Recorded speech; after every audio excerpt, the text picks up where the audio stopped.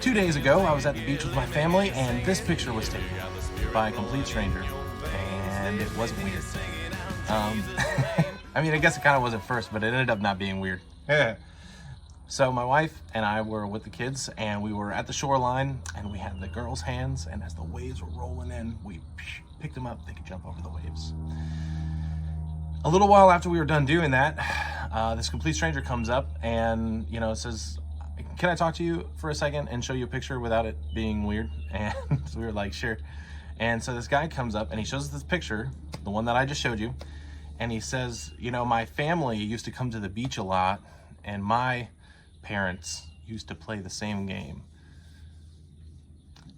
We used to go out to the water. My parents would lift him up, especially my dad. He'd lift me up, jump over the waves." And I've been going through a lot, and what I realized is one of my biggest problems, the guy says, he says, "I'm just not being held by the Father.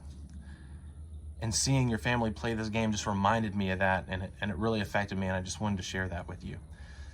It's totally wild, totally crazy. We were, he also complimented our family, how it was beautiful to see and all this stuff. And it was a powerful thing. And it got me thinking about, he said, I just realized I wasn't being held by the Father. And just made me realize that, whenever we go to the beach, when we first started going, the girls were very afraid of the water. They didn't like the waves rolling in and everything.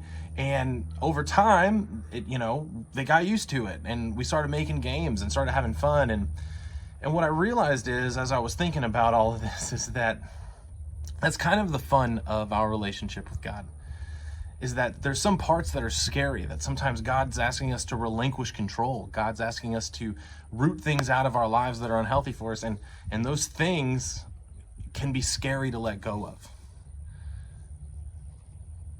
But whenever we're willing to hold on to the Father, to allow ourselves to be held by Him, that's kind of where the fun is.